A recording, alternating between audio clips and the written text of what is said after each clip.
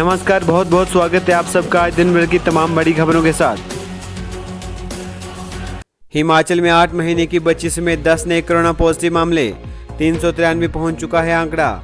हिमाचल प्रदेश में 10 corona positive मामले आए हैं। इसमें से 3 कांगड़ा, शिमला 1, कुल्लू 1, बिलासपुर 1, ऊना 1 और 2 मामले हमीरपुर के हैं। इसके साथ ही राज्य में शुक्रवार को 10 और कोरोना मरीज स्वस्थ हो गए हैं। दिल्ली से 27 मई को लोटा नूरपुर तहसील क्षेत्र का रहने वाला 40 वर्षीय व्यक्ति कोरोना पॉजिटिव पाया गया है। मिंजग्राम में पति और पत्नी कोरोना पॉजिटिव पाए गए हैं। यह दिल्ली से 27 मई को लौटे हैं।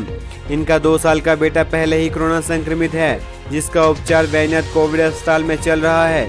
ऊना में भी एक पॉजिटिव मामला आया है। 30 मई को महाराष्ट्र से लौटा हरोली उपमंडल का 75 वर्षीय व्यक्ति कोरोना पॉजिटिव पाया गया है। संक्रमित को कोविड केयर सेंटर खर्च शिफ्ट किया जा रहा है। वहीं चंबा में 24 वर्षीय युवक कोरोना संक्रमित पाया गया है। युवक 24 मई को नोएडा से लौटा था और होम क्वारंटीन था। बिलासपुर में शुक्रवार को जड़ूंथा ब्लॉक में एक और कोरोना पॉजिटिव मामला आया है। अब जिले में कोरोना के कुल मामले 21 हो गए हैं, जिसमें से 9 स्वस्थ हो चुके हैं। जानकारी के अनुसार कोरोना पॉजिटिव महिला को स्वास्थ्य विभाग की ओर से होम क्वारंटीन में रखा गया था। महिला के पति की रिपोर्ट पहले ही पॉजिटिव आई है। क्षेत्र को कंटेनमेंट जोन बनाया गया है। वहीं शुक्रवार को महिला के कोरोना टेस्ट की रिपोर्ट पॉजिटिव आई। सीएमओ बिलासपुर प्रकाश दड़ोच ने बताया कि महिला का यात्रा इतिहास दिल्ली का है। महिला को इलाज के लिए कोविड अस्पताल चंदपुर शिफ्ट किया जा रहा है। इसके साथ ही राज्य में कोरोना संक्रमितों का कुल आंकड़ा 393 पहुंच गया है। अब तक कुल 185 लोग स्वस्थ होकर घर लौट चुके हैं। राज्य में सक्रिय मामले 199 हो गए हैं। 4 लोग प्रदेश के बाहर शिफ्ट हो गए हैं। कोरोना से राज्य में 5 की मौत हुई है। वैद्यनाथ कोविड अस्पताल में एडमिट 2 कोरोना मरीज स्वस्थ हो गए हैं और इनकी रिपोर्ट नेगेटिव आई है। पंचरुखी तहसील क्षेत्र का 42 वर्षीय व्यक्ति और पालमपुर तहसील क्षेत्र के 35 वर्षीय व्यक्ति की कोरोना रिपोर्ट नेगेटिव आई है। सिरमौर जिले में 3 पंचायतों के 9 गांव सील कर दिए गए हैं। महिला के कोरोना संक्रमित होने पर कंटेनमेंट जोन बनाए गए हैं। बरमाना, पापड़ी, पाली और त्रिलोकपुर पंचायत में धारा 144 लागू की गई है। इसी के साथ सब्जियां बेचने को मजबूर हुए होटल और रेस्तरां कारोबारी।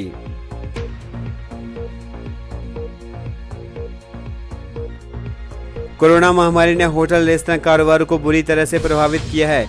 कारोबारियों को लाखों करोड़ों का नुकसान उठाना पड़ रहा है। हालात यह है कि होटल रेस्तरां कारोबारी सब्जियां बेचने को मजबूर हो गए हैं। जोगिंद्रनगर में कुछ कारोबारियों ने रेडीमेड गारमेंट की दुकानें तो कुछ ने सब्जियां बेचनी शुरू कर दी हैं। रेस्तरां संचालक बावी कुमार ने बताया कि वह पहले चाइनीज़ फूड के अलावा अन्य फूड भी ग्राहकों के लिए तैयार करते थे। अब उन्हें रेडीमेड की कारोबार करने के लिए मजबूर होना पड़ा है। बताया कि 3 माह में हजारों करोड़ रुपए का नुकसान उठाना पड़ रहा है। इसी के साथ हिमाचल के होटलियर्स का 8 जून से होटल खोलने से इनकार। मंदिरों पर भी असमंजस।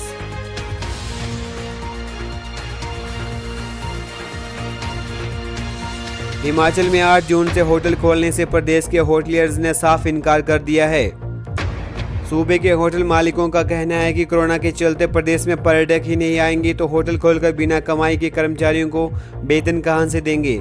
गौर हो कि केंद्र सरकार ने जारी गाइडलाइंस में 8 जून से होटल खोलने को कह दिया है, लेकिन प्रदेश में जून के अंत तक ही होटल खोलने के आसार है। उधर मंदिर खोलने को लेकर भी अभी सरकार असमंजस में है। इसलिए सरकार ने देश विदेश के श्रद्धालुओं के लिए प्रदेश के 35 प्रमुख मंदिरों के ऑनलाइन दर्शन करवाने की योजना बनाई है। उधर होटलों को खोलने के लिए प्रदेश सरकार केंद्रीय स्वास्थ्य और पर्यटन मंत्रालय के गाइडलाइंस को स्टडी कर रही है। बीते दिनों होटल यूनियनों और मालिकों के साथ हुई वीडियो कॉन्फ्रेंसिंग के आधार पर मिले सुझावों और आपत्तियों पर रिपोर्ट तैयार की है। होटल यूनियनों ने अभी होटल खोलने में जल्दबाजी न करने की वकालत की है।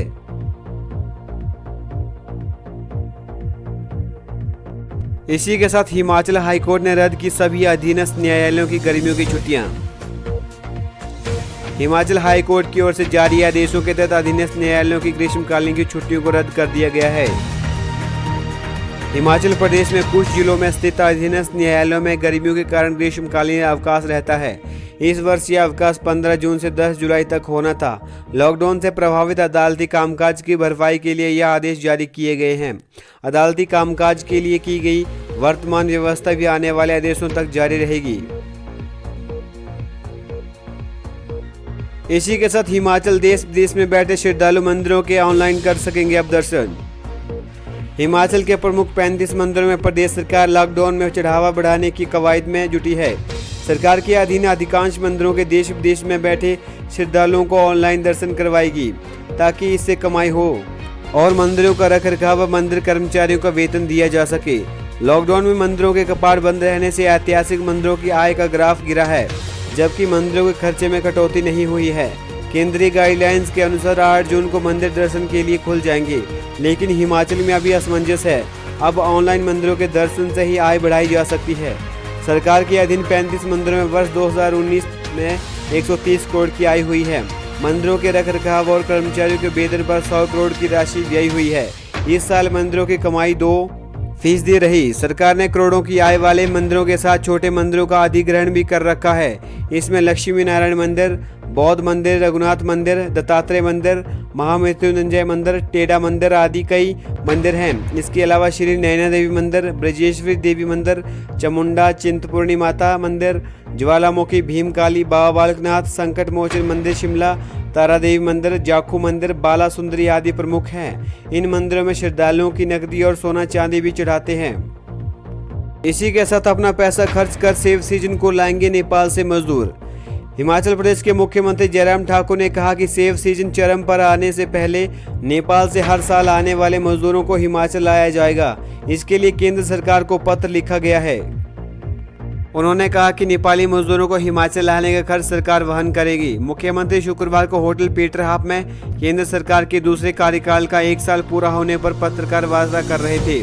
उन्होंने कहा कि सेब बागवानी हिमाचल की अर्थव्यवस्था का अहम हिस्सा है।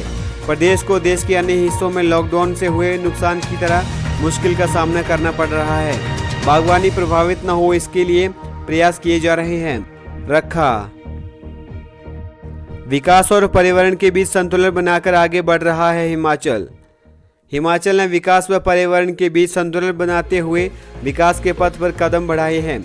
मुख्यमंत्री जयराम ठाकुर ने यह बात शुक्रवार को पर्यावरण विज्ञान और प्रौद्योगिकी विभाग के राज्य स्तरीय विश्व पर्यावरण दिवस पर कार्यक्रम में कहा कि हिमालय क्षेत्र न केवल क्षेत्र में निवास करने वाले लोगों के लिए बल्कि पूरे विश्व के लिए अत्यंत महत्वपूर्ण है।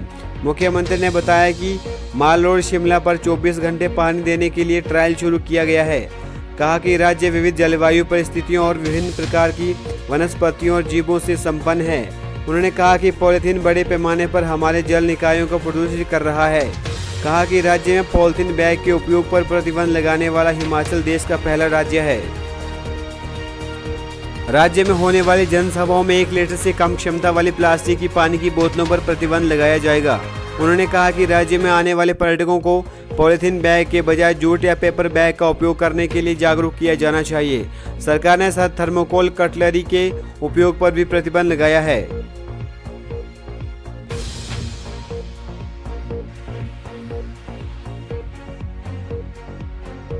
एक साल के बेटे को नानी के पास छोड़कर ड्यूटी पर डटी आरक्षी सोनम लता। महिला पुलिस आरक्षी 30 वर्षीय सोनम लता अपने 1 साल के बेटे को नानी के पास छोड़कर कोरोना के खिलाफ लड़ाई में सहयोग कर रही है। कर्फ्यू में ढील मिलते ही सामरिक महत्व को देखते हुए मनाली लेह मार्ग के साथ लाहौल पांगी की ओर से आवाजाही करने वाले वाहनों की संख्या में लगातार इजाफा हो रहा है। केलांग में तैनात महिला आरक्षी अपने बेटे की परवाह न करते हुए लाहौल में प्रवेश कर रहे वाहन की चेकिंग करती नजर आ रही है। गोशाल गांव की सोनम लता वर्ष 2013 में पुलिस बटालियन में भर्ती हुई थी। 2016-17 में राजधानी शिमला में भी ट्रैफिक ड्यूटी में तैनात रही। अब वह गृह जिले में सेवाएं दे रही है। गोशाल पंचायत के उप प्रधान अजीत कुमार ने कहा कि सोमलता गोशाल गांव की है। 1 साल का बेटा है जिसका वे नानी के पास छोड़कर आई है।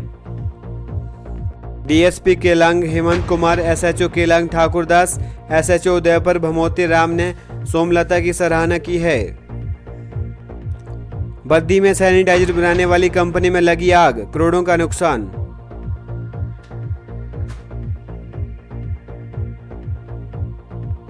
औद्योगिक क्षेत्र बद्दी के जुड़ी कला स्थित Eoin health care private limited में अचानक आग लगने से अफरा तफरी मच गई। आग इतनी भयानक थी कि इसे बुझाने को फायर ब्रिगेड के कर्मचारियों को 8 घंटे लग गए। जानकारी के अनुसार सैनिटाइजर बनाने वाली इस कंपनी में रात की शिफ्ट लगाने के बाद कर्मचारी सुबह 5 बजे अपने घर चले गए। इसके बाद वहां एक ही कर्मचारी रुका था।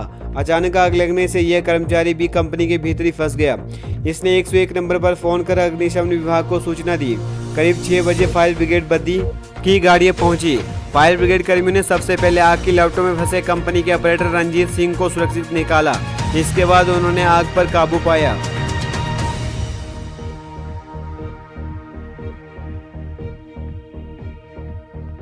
इसी के साथ लॉकडाउन ने बदल दिया हिमाचल का पर्यावरण। हवा पानी में नयापन, प्रदूषण मुक्त हुए शहर। देश में लॉकडाउन ने बेशक आम आदमी की मुश्किलें बढ़ाई है, लेकिन इस अवधि में पर्यावरण की दशा और दिशा बदल गई है। शहर से लेकर गांवों तक की आबो हवा बदल गई है। नदी नालों का पानी नीला हो गया है। हवा में घुल रहा जहर काफी मात्रा में कम हो गया है। हिमाचल के कई जिलों में मौसम का रुख ही बदल गया है। काफी गर्मी से तपने वाले स्थानों पर आजकल ठंड का एहसास हो रहा है। पिछले सालों के मुकाबले इस बार बारिश भी अधिक हो रही है। पर्यावरणविद इसकी वजह लॉकडाउन को मान रही है। इनकी माने तो इन 2 महीनों के में सब कुछ बदल गया है। हवा में नयापन लग रहा है, पानी साफ हो गया है। कई प्रजातियों के पक्षियों ने हिमाचल में दस्तक दी है। कई शहरों में प्रदूषण की मात्रा काफी कम हो गई है। इसी के साथ हिमाचल की चोटियों पर बर्फबारी, शिमला में भारी बारिश, ओलावृष्टि से फसलों को नुकसान। हिमाचल में ऑरेंज अलर्ट की भी शुक्रवार को ऊंची चोटियों पर बर्फबारी हुई। शिमला सहित प्रदेश के कई क्षेत्रों में दोपहर 3:30 बजे से झमाझम बादल बरसे। ओलावृष्टि से नकदी फसलों को नुकसान पहुंचा है। फलों और सब्जियों का ओलावृष्टि को बहुत नुकसान हुआ है। लाहौल स्पीति और कुल्लू में आलू और मटर की फसल को भी भारी क्षति पहुंची है। शुक्रवार को प्रदेश के अधिकतम तापमान में 6 से 7 डिग्री की कमी दर्ज हुई। 8 जून तक प्रदेश में मौसम खराब रहने का पूर्वानुमान है। 9 जून से मौसम साफ होने के आसार हैं। प्रदेश के उच्च और मध्यम पर्वतीय क्षेत्रों में जारी बारिश और बर्फबारी ने मौसम में ठंडक बढ़ा दी है। रोहतांग सहित जिला चंबा के पांगी भरमौर की ऊंची चोटियों पर ताजा बर्फबारी हुई। डलहौजी, बनीखेत, चंबा, किहार और सुलूनी में भारी बारिश के साथ ओलावृष्टि हुई।